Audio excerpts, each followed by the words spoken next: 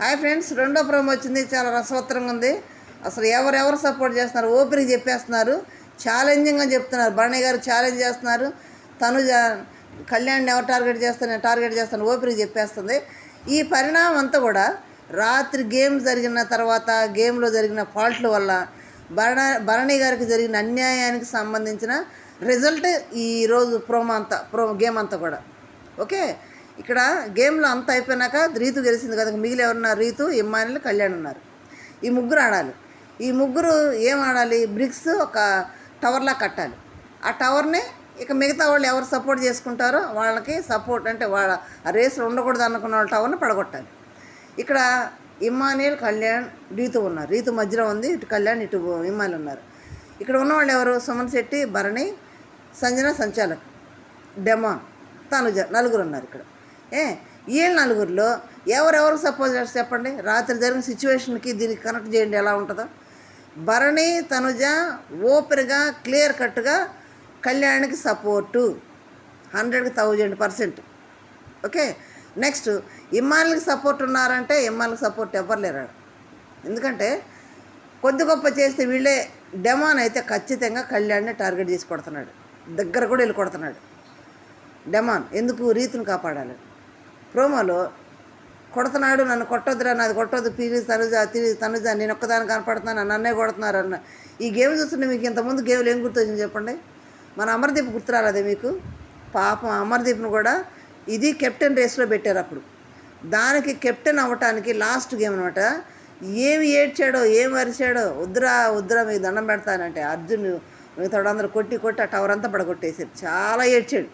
Captain అవ్వాలని బాగా కోరికగుండే అమర్దీప్కి. ఇదే గేమ్, ఇదే టవర్, ఎట్లాగే పాపం చాలా ఏడ్చాడు. బాత్రూంలోకి వెళ్ళి కూడా తెగ ఏడ్చాడు కెప్టెన్ అవ్వలేదని. దానికి నెక్స్ట్ నాకు సార్ వచ్చి అరే కాలేపోయావా అని కెప్టెన్ బ్యాడ్జ్ పెట్టించాడు. అది ఓకే. ఇక్కడ కూడా రీతు అట్లా అరుస్తుంది. మరి నిన్న కన్నింగా రింగు దాచిపెట్టినప్పుడు అరే టిట్ ఫర్ టాటా ఇద్దామో, నేను ఇలా చేస్తున్నాను కదా, రేపు గేమ్లో నాకు సపోర్ట్ ఉండదేమో, నాకు సపోర్ట్ ఉండాలని నేను నిజాయితీగా ఆడితే కదా ఎవరైనా సపోర్ట్ చేయడానికి. కానీ రీతు ఎందుకు అనుకోలేదు? మరి నన్ను కొట్టొద్దురా, నేను ఒక్కదానే కనపడుతున్నానా అని అంత బాధపడే రీతుకి అయ్యో భరణి గారిని టార్గెట్ చేసి ఇమ్మానుయల్, కళ్యాణ్ ఇంత సలహాలు ఇచ్చి ముందుకు పంపిస్తే అరే ఒక్కన టార్గెట్ చేయటం ఏంది, నిజాయితీగా అడిగాలని ఎందుకు అనుకోలేదు? మరి ఇదే బాధ నిన్న భరణి గారు పడ్డారు కదా, భరణి గారి బాధ కదా, ఆ బాధలోనే కదా అంత కోప్పడ్డాడు. తనుజ అంత స్టాండ్ తీసుకుంది, మరి అది బాధ కదా, అది స్టాండ్ తీసుకోవడం కదా. ఇక్కడ రీతు ఎంత బాధపడుతుందని అందరూ ఏమనిపిస్తుంది అంటే అయ్యో రీతు ఏడుస్తుంది, బాధపడుతుంది, వదిలేయచ్చు అని అంటారు. మరి నిన్న భరణి గారు పడింది, అవి ఎంత బాధపడి ఉంటాడు. అతను మగ వ్యక్తి కాబట్టి ఏడలేకపోయాడు, అరిశాడు. రీతు ఆడపిల్ల కాబట్టి ఏడ్చేస్తుంది. జాలి పడతారా? రీతు పట్ల జాలి పడతారా ఎవరన్నా? జాలి పడకూడదు. జాలి పడే సిచ్యువేషన్ నేను కల్పించలేదు. రింగు దాచేసింది. తర్వాత భరణి గారు రింగు లేకుండా పోయింది. అంత కన్నింగ్ ఆట ఆడి ఇక్కడికి వచ్చి నేను ఒక్కదాన్ని కనపడుతున్నానా, నన్నే టార్గెట్ చేస్తాను ఏడుస్తుంది. మరి రీతు ఇది కరెక్టా? రీతు ఫ్యాన్స్ చెప్పండి, చిన్న కామెంట్ చేయండి. ఓకే. ఇక్కడ ఓపెన్ చెప్పేస్తుంది. ఎందుకు చెప్పిందో తెలుసా? డెమాన్ వెళ్ళి దగ్గరికి వెళ్ళి కొడుతున్నాడు కళ్యాణ్ని. దగ్గరికి వెళ్ళి కొడుతుంటే దానికి కోపం వచ్చి ఏంటి దగ్గరికి వెళ్ళి కొడుతున్నావు అని అంటే అవును కొడతానంటే దానికి ఓపెన్గా తరుజు ఏం చెప్తుంది? కళ్యాణ్ని టార్గెట్ చేసిన వాళ్ళని నేను టార్గెట్ చేస్తా అంటుంది. దానికి డెమాన్ దగ్గరికి వెళ్ళి కొడతా స్లిప్ అయ్యి లోపల పడ్డాడు. గీత దాటకూడదు, అవుట్ ఆఫ్ ద రేస్ అయిపోయాడు. అవుట్ ఆఫ్ ద రేస్ అయ్యాడు కాబట్టి ఇక అసలు రీతు ఏడుపు చూడాలి, డెమాన్ ఏడుపు చూడాలి. భరణి గారు ఓపెన్ అయిపోయాడు, డెమాన్ అవుట్ అయిపోయాడు కదా, ఇక రండి ఇప్పుడు ఆడతావు గేమ్, ఇప్పుడు చూపిద్దరు నా తత్త అన్నట్టు, ఇప్పుడు చూస్తాను, ఇప్పుడు గేమ్ చూద్దరు కానీ అని ఆడుతున్నాడు. ఎందుకంటే భరణి గారు అంత స్టాండ్ తీసుకోవటం, అంత పట్టుదలతో గేమ్ ఆడటం అనేది ఇప్పుడే నేను చూస్తాను. అంత స్టాండ్ తీసుకొని అంత ఛాలెంజింగ్ ఆడటం. ఇక్కడ డెమాన్ పడిపోగానే రీతు వచ్చి బాధపడుతుంది. అసలు ఎంత బాధపడుతుందంటే అబ్బా ఎంత కన్నింగ్ ఇంద్ర బాబా అనిపించింది. ఇక డెమాన్ దేనికి వచ్చాడు హౌస్లోకి?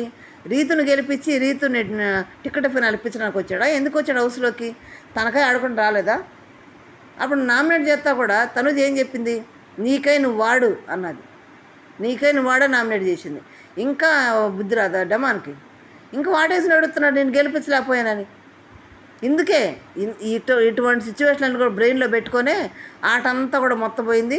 ఓవర్ కాన్ఫిడెన్స్ చేసి ఓవర్ ఛాలెంజ్లు చేసి గేమ్లను కూడా పోయేటట్టు చేసుకున్నాడు డెమాన్. డెమాన్ పక్కన జాలి పడుతున్నా కానీ జాలి పడకూడదు. అసలు నేను బాధపడ్డాను లో అయిపోయాడని. కానీ డెమాన్ పట్ల నాకు జాలే పడకూడదు. ఎందుకంటే డెమాన్ కోసం ఆడలేదు, రీతు కోసం ఆడుతున్నాడు. ప్రతిదీ రీతు కోసం. రీతు అంటే ఆడతాడు, రీతు ఇలా హగ్గిచ్చేటప్పటికి పుషప్ అయిపోతాడు. ఏం చేస్తున్నాడు డెమాన్? వాటేసుకుని ఏడుస్తుందామా? రీతు కోసం ఆడుతున్నాడు అక్కడ. ఏం లేదు, డెమాన్ పంపించేస్తే పోతారు సకల పోతారనమాట. ఇప్పుడు ఆ గేమ్లో కూడా రీతు ఫస్ట్ అవుట్ అయిపోయిందంట. రీతు ఫస్ట్ అవుట్ అయిపోయినాక కళ్యాణ్ గెలుస్తాడంట. మళ్ళీ నెక్స్ట్ పెడతారంట. నెక్స్ట్ పెడితే కూడా మళ్ళీ కళ్యాణ్ గెలుస్తాడంట. ఇప్పుడు టికెట్ ఫినాలే గెలుచుకుంది ఎవరంటే కళ్యాణ్. ఫస్ట్ ఫైనలిస్ట్ కళ్యాణ్ అయ్యాడు. అయినా అవ్వకపోయినా వాళ్ళకి పోయేది ఏమీ లేదు. టాప్ 5లో ఖచ్చితంగా ఉంటాడు. కాబట్టి ఈ ప్రోమోని బట్టి ఫ్రెండ్స్ ఏడుస్తుంది అనేది పక్కన పెట్టండి. ఎదుటోళ్ళది కూడా ఆటే, ఎదుటోళ్ళది కూడా గెలవాలని ఆడతారు. వాళ్ళని ఓడగొట్టాలని కన్నింగ్ స్ట్రాటజీలు, గ్రూప్ గేమ్లు ఆడితే ఇట్టే ఉంటుంది. ఇంకా సపోర్ట్ రాదు. నిజాయితీగా ఆడితే ఎవరైనా సపోర్ట్ ఇస్తారు. నిజాయితీగా ఆడిపోతే ఎవరు సపోర్ట్ ఇస్తారు? వాళ్ళు ఓపెన్ అయిపోయారు. మేము ఎవరికి సపోర్ట్ చేస్తామంటే ఓపెన్ అయిపోయారు. ఓకే ఫ్రెండ్స్, మీకు ఎలా అనిపించింది? రీతు బాధలు అర్థం ఉందా అసలు? డెమాన్ రీతుని గెలిపించడానికి హౌస్కి వచ్చాడా? చిన్న కామెంట్ చేయండి, లైక్ చేసి షేర్ చేసి సబ్స్క్రైబ్ చేయండి. Thank you.